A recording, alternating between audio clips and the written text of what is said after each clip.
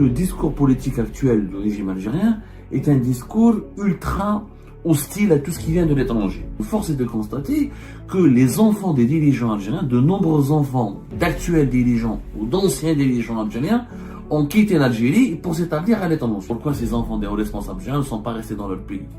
Pour créer des entreprises, pour développer des activités économiques. La liste que nous allons vous dévoiler commence par un nom. Le conseiller d'Abdelmajid Tebboune, Boumediene Benabou. Il est conseiller de Abdelmajid Tebboune depuis mars 2021. Et bien son fils, il a un fils qui est établi en France, qui a quitté l'Algérie. Il s'appelle Farid Benabou. Il n'a pas quitté l'Algérie en 2018-2017, il y a une l'époque de Bouteflika. Il a quitté l'Algérie lors de la naissance de la nouvelle Algérie. Le chef d'état-major de l'armée algérienne, M. Saïd Chengriha, deuxième enfant du pays après M. Abdelmajid Tebboune. 3 de ses enfants ont quitté l'Algérie pour s'installer à l'étranger. 3 de ses enfants. Son fils, Chafer Chengriha, qui travaille comme conseiller depuis 2020, comme conseiller auprès de l'ambassade d'Algérie à Paris. Encore mieux encore, les deux filles de M. Saïd Chengriha sont installées à l'étranger. Mélissa Chengriha travaille pour le compte d'une filiale de importante de Sonatrach à Londres. La deuxième fille de M. Saïd Chengriha, qui s'appelle Nadia Chengriha, travaille au niveau de l'ambassade d'Algérie à Washington. Le discours politique actuel du régime algérien est un discours ultra hostile à tout ce qui vient de l'étranger. C'est un discours qui diabolise même toutes les Algériennes et les Algériens qui sont établis à l'étranger et qui essayent d'appeler ou de prôner le changement dans leur pays ou de lutter pour le changement en Algérie. Le fait d'être établi à l'étranger, le fait de vivre à l'étranger, ça suffit là, c'est un indice ou c'est un argument qui est régulièrement utilisé par les réseaux de la propagande du régime algérien pour nous accuser d'être des traîtres, des agents de l'étranger, d'être des agents à la mort, des traîtres, des harkis 2.0, comme le dit l'ancien directeur de campagne de Abdelmajid Tebboune à Paris, M. Mahdi Ghazar. Et pourtant, il n'y a pas que les opposants et les activistes de l'opposition algérienne, ou les journalistes indépendants, ou les personnes persécutées qui ont fui l'Algérie, qui sont établies à l'étranger. Nous avons mené une enquête et nous avons découvert que force est de constater que les enfants des dirigeants algériens, de nombreux enfants d'actuels dirigeants ou d'anciens dirigeants algériens, ont quitté l'Algérie pour s'établir à l'étranger. Cette tendance s'est renforcée de 2021-2020, depuis 2021 plus exactement, jusqu'à 2024. Une véritable tendance de plus en plus d'enfants, de dirigeants algériens ou d'anciens dirigeants algériens. Quand je dis des dirigeants de premier rang, des dirigeants d'un certain qui occupaient des fonctions très sensibles au plus haut sommet de l'État algérien. Et ben ils ont quitté l'Algérie, ils sont installés à l'étranger, ils ont pris des titres de résidence étrangers, ils ont pris des résidences à l'étranger, ils sont payés à l'étranger, ils travaillent à l'étranger, ils vivent à l'étranger. Alors pourquoi quand il s'agit des enfants des dirigeants algériens, on peut pas quand eux ils s'installent à l'étranger, eux ils sont pas des traîtres, ce ne sont pas des agents à la solde de puissance étrangère, et quand il s'agit d'opposants, ou d'activistes de l'opposition, ou de journalistes indépendants, ou de simples contradicteurs du pouvoir, et ben eux ils sont considérés, diabolisés, insultés, vilipendés à longueur de journée juste parce qu'ils vivent pas en Algérie ou ils ne sont pas établis sur le territoire national. Nous avons dressé une petite liste qui n'est pas représentative. C'est juste un premier épisode d'une vaste enquête que nous avons décidé de lancer vers Algéripad sur les familles des dirigeants algériens et les parents des dirigeants algériens qui ont décidé de quitter le pays entre 2021-2020 jusqu'à 2024 pour s'établir et pour vivre à l'étranger et pour immigrer à l'étranger. Donc il n'y a pas que les harragas, parce que les harragas sont traités comme des suicidaires, comme des malades mentaux, comme des inconscients, parce qu'ils n'ont pas le choix n'ont pas eu la possibilité d'obtenir des visas et de s'établir à l'étranger. Mais on ne parle jamais, encore une fois, c'est un sujet tabou, de ces enfants et parents des hauts responsables du pouvoir algérien qui vivent à l'étranger à longueur d'année et qui ont décidé de s'installer, de vivre et de travailler à l'étranger. Une petite liste. Elle n'est pas représentative, c'est qu'un premier épisode. Notre objectif, encore une fois, de cette émission, n'est pas d'en vouloir à ces personnes. Ce n'est pas un crime de quitter son pays, de vivre à l'étranger. Sauf que le régime algérien le considère comme un crime ou essaye de criminaliser l'immigration quand il s'agit de ses opposants et de ses détracteurs, mais il ferme les yeux quand il s'agit des parents et des enfants de ses hauts responsables. Je répète, sur le plan moral, légal, ce n'est pas un crime de quitter l'Algérie, de s'installer à l'étranger. Sauf que la fuite, normalement, si l'immigration massive, on va dire. Parce que quelqu'un qui fuit, c'est quelqu'un qui est persécuté, qui n'a pas le choix de rester dans son pays. Moi, j'ai été obligé de quitter l'Algérie. Je n'ai pas eu le choix. Je dis bien que j'ai pas eu le choix. Si j'avais eu le choix, je serais resté pour me battre. J'ai pas eu le choix. Donc, j'ai été obligé de fuir, de m'exiler. Mais les enfants des hauts responsables algériens avaient le choix, parce qu'ils n'étaient pas persécutés. Leur père et leur mère, ou leur père surtout, ou leurs parents, occupaient des fonctions importantes. Occupent encore et occupaient des fonctions importantes au plus haut sommet du pouvoir algérien. Ils auraient pu donc rester en Algérie, profiter de la nouvelle Algérie, parce qu'ils croyaient que la nouvelle Algérie, c'est une Algérie qui est bâtie sur le développement, il y a de la prospérité, les égalités de chance, on est en train de devenir une puissance régionale, on est en train de se développer massivement. Donc pourquoi ces enfants des hauts responsables algériens ne sont pas restés dans leur pays pour créer des entreprises, pour développer des activités économiques? Il faut savoir que c'est une tendance dont nous allons parler, c'est une tendance totalement différente. C'est une tendance totalement différente par rapport à l'époque de Bouteflika, parce qu'à l'époque de Bouteflika, les enfants des généraux, des ministres, des hauts responsables du pouvoir ne quittaient pas beaucoup le pays, ils restaient en Algérie. Même s'ils partaient étudier à l'étranger, ils revenaient en Algérie pour créer des entreprises, pour faire de l'import-export, de la promotion immobilière, dans l'industrie, prendre des crédits bancaires, pour s'enrichir en Algérie, parce que l'argent, il est en Algérie. Les véritables perspectives d'enrichissement sont en Algérie, sont pas en France, en Suisse ou là ailleurs. Le marché il est vierge en Algérie, c'est un pays continent, il y a des crédits bancaires, il y a des financements, et beaucoup des enfants des généraux, des ministres, on a des hauts responsables politiques et militaires, ont fait des affaires en Algérie. À l'époque de Bouteflika, c'était ainsi le mode de vie qui était entretenu par le gratin, la nomenclatura du système algérien. À l'époque de Tebboune, à l'époque de la nouvelle Algérie, c'est le contraire. On a de moins en moins d'enfants de hauts responsables qui font des affaires en Algérie et qui ont décidé de partir pour aller vivre sous des cieux plus cléments. Et ils ont trouvé que l'herbe n'est pas verte en Algérie, ils ont cherché ils ont cherché une herbe plus verte ailleurs. C'est-à-dire qu'ils ont cherché des perspectives de vie meilleures que dans leur pays natal, alors qu'ils avaient la possibilité de créer des entreprises et de profiter des avantages que leur procurent les fonctions de leur père. Si l'Algérie était dynamique aujourd'hui, si l'Algérie se portait bien, s'il y avait vraiment de croissance, si le pays s'épanouissait et si le pays devenait une puissance régionale, les enfants des généraux et des ministres et des hauts responsables du pouvoir seraient restés en Algérie. Ils ne seraient pas partis en France ou là en Suisse ou là en Espagne ou là ailleurs pour chercher à s'établir ou là à obtenir des résidences ou là des papiers à l'étranger, etc. Ils auraient profité de leur pays pour s'enrichir, pour bâtir des fortunes et des empires. Ce n'est pas le cas. Alors, la liste que nous allons vous dévoiler commence par un nom. Le conseiller d'Abdelmajid Tebboune. Boumediene Benatouf. Il est conseiller d'Abdelmajid Tebboune depuis mars 2021. Boumediene Benatouf, c'est l'ancien contrôle général de l'armée. Il est conseiller de Tebboune. Il est au cœur du pouvoir. Il est au cœur de la machine du pouvoir algérien. Et son fils, il a un fils qui est établi en France, qui a quitté l'Algérie. Il n'a pas quitté l'Algérie avant le fils de Boumediene Benatouf, il s'appelle Khalid Benatouf. Il n'a pas quitté l'Algérie en 2018-2017, il y a une époque de Bouteflika. Il a quitté l'Algérie lors de la naissance de la nouvelle Algérie. En 2019, il a quitté l'Algérie pour s'installer en France. Il était responsable au niveau d'un groupe privé algérien qui s'appelle le groupe Sovac, qui était le partenaire exclusif de Volkswagen, du groupe allemand, des marques automobiles du groupe allemand Volkswagen, Skoda, Porsche, etc. Il était responsable au niveau de Sovac du département des véhicules utilitaires. Il travaillait bien en Algérie, etc. La crise a éclaté en Algérie, 2019, la nouvelle Algérie, Sovac démantelé, les usines d'assemblage de voitures ont été fermées, plus d'importation de voitures. La voiture en Algérie aujourd'hui, elle coûte extrêmement cher. Je le dis et je le répète, je pense que l'Algérie aujourd'hui, parmi les 5 pays où les voitures sont les plus chères au monde, à cause des restrictions, des interdictions d'importation et des pénuries qui frappent le pays. Et Khalid Benatouf, il n'a pas attendu que son père, qui est l'ancien contrôleur général de l'armée, quand même, c'est pas n'importe quoi, ça veut dire qu'il était parmi les top 5 des dirigeants du ministère de la Défense nationale, et quand son père, il a été nommé conseiller de Tebboune, il n'est pas revenu en Algérie. Il a préféré rester en France. Il est devenu gérant d'une société privée en France. Il a investi en France, au Khaddam et France. Et pourtant, son père, c'est l'un des bras droits de Tebboune. Lui-même n'a pas cru. Le fils du conseiller de Tebboune n'a pas cru à cette nouvelle Algérie puisqu'il n'est pas revenu en Algérie. Il ne s'est pas réinstallé en Algérie. Il a continué à vivre en Algérie. En France, où il gère, selon nos informations, une société d'entretien.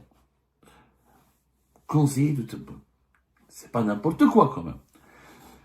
Le chef d'état-major de l'armée algérienne et ministre délégué de la Défense auprès du ministère de la Défense nationale, vice-ministre pratiquement, ministre délégué, M. Saïd Chengueliha, deuxième homme fort du pays après M. Abdelmajid Tebboune.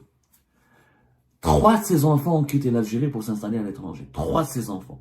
Son fils, Chafer Chengueliha, qui travaille comme conseiller depuis 2020, comme conseiller auprès de l'ambassade d'Algérie à Paris, et notamment, il a aussi un salaire et une fonction au sein du bureau militaire de l'ambassade d'Algérie à Paris. Il avait étudié à Lyon, il a fait des études supérieures à Lyon, mais il n'est pas rentré en Algérie. Chafer Chengueliha n'a pas entamé une carrière en Algérie, même si son père est devenu chef d'état-major. Ensuite, il est devenu ministre délégué depuis novembre 2024. M. Saïd Chengueliha, son fils, Chafer Chengueliha, est resté en France. Il travaille pour l'ambassade d'Algérie, donc il est toujours payé par l'État algérien, il est toujours engagé en faveur de l'État algérien, mais il n'est pas revenu en Algérie. La nouvelle Algérie dont on parle avec ses plaisirs, son développement, ses évolutions positives, et l'espoir qu'elle dégage, etc. Et le fils du chef d'état-major de l'armée algérienne lui-même n'est pas très convaincu parce qu'il n'a pas demandé à revenir en Algérie, il n'a pas voulu revenir en Algérie, il continue à vivre en France. Mieux encore. Les deux filles de M. Saïd Chengueliha sont installées à l'étranger. Depuis septembre 2021, Mme Melissa Chengueliha travaille pour le compte d'une filiale importante de Sonatrach à Londres. Et depuis 2023, j'ai oublié le mois et plus exactement, le mois précis, la deuxième fille de M. Saïd Chengueliha, qui s'appelle Nadia Chengueliha, travaille au niveau de l'ambassade d'Algérie à Washington, au niveau du bureau militaire de l'ambassade d'Algérie. Elle s'occupe d'un service social, selon nos informations, selon nos investigations, ou d'un bureau militaire de l'ambassade d'Algérie à Washington. 3 enfants de Saïd Chengueliha sont établis à l'étranger. C'est pas un crime, encore une fois. Je dis bien que c'est un pas. J'ai pas dit que Chafer Chengueliha et ses sœurs sont corrompus, etc. Loin de là. Je n'ai rien à leur reprocher. Ce n'est pas illégal, encore une fois. Ce n'est pas illégal. Ce qu'on peut s'interroger, par contre, sur le conflit d'intérêts. Leur père est chef d'état-major, et elle travaille pour, les filles et les garçons travaillent pour l'État algérien. Donc il y a un conflit d'intérêts. Est-ce qu'ils ont été recrutés par par Sonatrach à Londres et par l'ambassade d'Algérie à Paris, par l'ambassade d'Algérie à Washington, aux États-Unis, parce que les enfants de Chengueliha sont compétents? Est-ce qu'ils sont vraiment compétents? Est-ce qu'ils sont brillants? Est-ce qu'ils sont particulièrement, qu'est-ce qu'ils apportent réellement à l'État algérien? Ou parce qu'ils ont été recrutés uniquement parce que leur père est chef d'état-major? La question est légitime. Je pense que la réponse, malheureusement, penche pour la deuxième hypothèse. Moi, je pense que c'est une succession de conflits d'intérêts. Normalement, quand un haut responsable de l'État, il occupe des fonctions officielles, il faut éviter que ses enfants travaillent pour l'État. Notamment lorsqu'il s'agit de services publics ou d'institutions qui relèvent directement ou qui sont reliés directement à l'autorité que dirige leur père. C'est un conflit d'intérêts direct. Moi, j'aurais aimé que les enfants de Chengueliha travaillent pour l'État algérien, peut-être, mais dans un autre secteur totalement différent du secteur que dirige leur père. Mais j'aurais aimé en réalité, normalement, si on veut appliquer la morale et la loi pour être exemplaire, ton père est chef d'état-major de l'armée, tu ne travailles pas pour l'État. Tu travailles pour d'autres intérêts privés, tu fais des carrières, etc., pour éviter toute situation de conflit d'intérêts qui peut générer du trafic d'influence ou un risque avéré de corruption. Le problème n'est pas là. Mais aujourd'hui, l'émission, c'est de dire est-ce que les enfants de Chengueliha ont été recrutés sur une base saine ou pas saine? Est-ce qu'ils méritent leur poste à l'étranger ou pas? Le fait est que il a 6 enfants de Chengueliha, 3 de ces enfants sont partis à l'étranger. Ils ne profitent pas de la nouvelle Algérie. Ils n'ont pas cru à la nouvelle Algérie. Sinon, ils auraient resté en Algérie. Ils n'ont pas ouvert d'entreprise en Algérie. Ils n'ont pas fait des affaires en Algérie. À l'époque, l'ancien chef d'état-major de l'armée, qui était avant Saïd Chengueliha, c'était le marhoum Gaï Salah, ses enfants n'ont pas quitté l'Algérie. Les enfants de Gaï Salah faisaient des affaires en Algérie. Parce que le pays était dynamique. Bon, les enfants de Gaï Salah sont impliqués dans des affaires de corruption, sont impliqués dans des affaires de trafic d'influence, ils se sont liés à des hommes d'affaires véreux, mais ils sont restés en Algérie. Ils ont entrepris, ils ont fait de la promotion immobilière, ils ont ouvert des entreprises, ils ont fait du commerce, de gros comme de détail, ils ont essayé de faire de la petite industrie. Ils sont restés en Algérie parce qu'à l'époque, Encore une fois, l'Algérie de Bouteflika, elle était dynamique. Il y avait des perspectives économiques, il y avait une vraie croissance, il y avait une ouverture, il y avait des projets qui étaient initiés. C'est pas le cas aujourd'hui. C'est ce qui explique peut-être pourquoi les 3 enfants de Saïd Chagriha, 2 filles et un garçon, ont décidé de partir et de quitter leur pays pour s'installer définitivement, je dis bien définitivement à l'étranger. Et ça soulève des interrogations ça s'est passé encore une fois entre 2020 et 2024. C'est la période étudiée par nos investigations. Il y a encore un autre responsable en ce moment au pouvoir, le général-major Haj Bousselja. Général-major Haj Bousselja, c'est un général plutôt, pas général-major.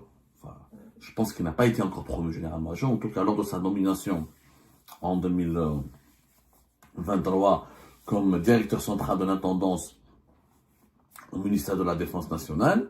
Il était encore général, et le général Haj Bousselja, qui est l'un des plus proches généraux de M. Saïd Chengriha, son fils aussi a quitté l'Algérie, il travaille à l'étranger. Il n'est pas établi en Algérie. Son fils travaille au niveau de l'ambassade d'Algérie à Bruxelles. Et depuis 2 ans. C'est-à-dire qu'il travaille là-bas depuis plus de 2 ans, selon nos investigations. À aucun moment, il n'avait souhaité, visiblement, de revenir dans son pays. Pour lui aussi, profiter du développement et du rayonnement de cette nouvelle Algérie qui nous est vendue comme un mythe. Alors que dans la réalité, la situation d'Algérie d'aujourd'hui, il n'y a rien de réalisant. Crise économique, inflation à 2 chiffres, des horizons bouchés, pression, climat de tension en permanence et très peu d'espoir de relance. On peut prendre aussi le fils d'un général-major très important, qui est très connu, pas très connu malheureusement, mais très influent depuis des années, à l'époque même de Gaïd Salah, comme à l'époque de Saïd Chengriha. C'est le général-major Zerrouk Dahmani, qui est le directeur de l'action sociale au niveau du ministère de la Défense nationale, et qui est l'ancien directeur général du cercle militaire de Bni Messous, qui est l'un des officiers, l'un des généraux les plus influents du pays. Et ben, il a un fils qui s'appelle Riyad Dahmani, qui est installé en France, qui est résident en France. Il a un titre de résidence en France, il travaille avec une société française, spécialisée elle-même, encore une situation de conflit d'intérêts, dans les prestations d'accueil et d'assistance aux personnes malades. Et ses principaux clients parmi ses principaux clients à cette entreprise française, c'est les malades qui sont pris en charge dans les soins, et les hospitalisations sont financées par le ministère de la Défense nationale. Mais peu importe, le problème, c'est pas la corruption ou là les conflits d'intérêts, encore une fois, c'est le fait que c'est l'enfant d'un haut responsable du pays, il n'a pas entrepris en Algérie. Il est établi en France. Bon, d'après nos investigations, M. Riyad Dahmani fait souvent des va-et-vient entre l'Algérie et la France, tant mieux d'ailleurs, mais il profite plus de la France que de l'Algérie. Donc, la nouvelle Algérie ne lui fournit peut-être pas assez d'espoir, ne le comble pas suffisamment pour le pousser et l'inciter, le motiver à rester en Algérie, à rester dans son pays natal et à entreprendre, à créer de la richesse dans son propre pays, comme le faisaient plusieurs anciens fils de généraux à l'époque de Bouteflika, par exemple. La liste, elle est encore longue. Je peux aller m'attarder. Par exemple, le général-major Mejdoud, dont nous en avons parlé plusieurs fois, et la vérité, quand une fois je ne critique pas, je parle du général-major Djamel Khal Mejdoub, qui était patron de la DGSI, la Direction Générale de la Sécurité Intérieure, entre 2022 à 2023, voilà. Il avait été transféré, voilà, depuis juillet 2022, de 2022 à 2024. Il a été remplacé en juin 2024 par Nasser Djen, l'actuel patron de la DGSI. Général-major Djamel Khal Mejdoub. Nesmelah, je le dis encore une fois, Nesmelah, c'est quelqu'un vraiment d'incorruptible. Il avait une grande carrière au service de l'État algérien et il avait occupé des postes très importants comme par exemple la Direction Générale de la Sécurité et de la Protection Présidentielle. Il était attaché militaire à l'étranger à maintes reprises. C'est quelqu'un qui a une grande expérience au service du pays et de l'État.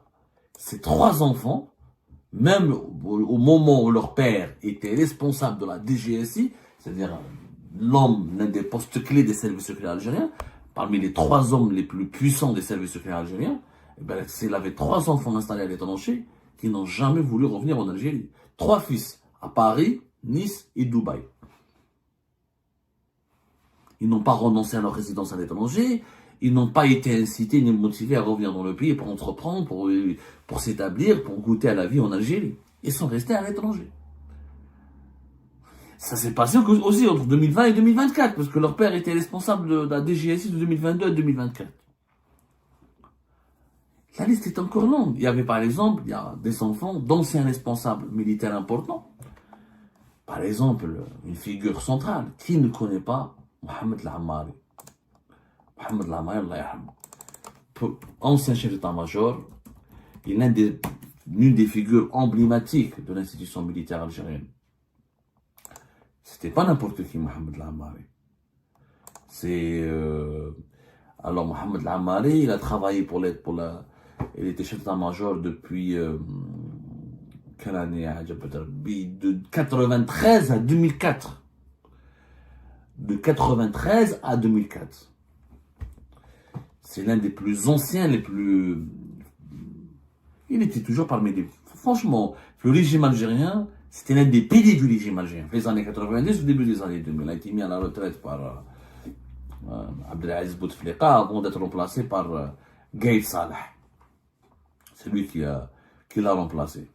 Je rappelle que Mohamed Al-Ammari est mort le 13 février à l'hôpital de Tolga dans le village de Biskra. 13 février 2012. C'était un homme puissant, c'était un homme influent, c'était un homme... c'était l'une des boîtes noires du régime algérien.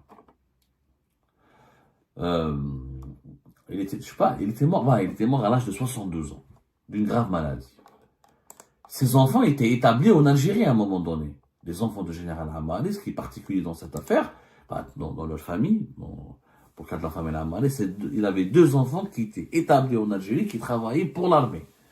Un fils aîné qui s'appelait Mourad, qui était lieutenant-colonel, et qui est connu pour avoir été un officier exemplaire. Il n'a jamais bénéficié selon mes investigations, selon les recherches que j'avais entamées, Mourad, le fils aîné de Mohamed Al-Ammari, n'a jamais bénéficié d'un passe-droit, ou n'a jamais été d'un traitement de faveur, malgré que son père était un homme puissant au sein de l'armée, il dormait dans des conditions comme les autres soldats, il était traité comme les autres soldats, et qu'en tant que officier de l'armée algérienne, il participait à des opérations de ratissage, à des actions contre le terrorisme. Il était traité comme un soldat ordinaire.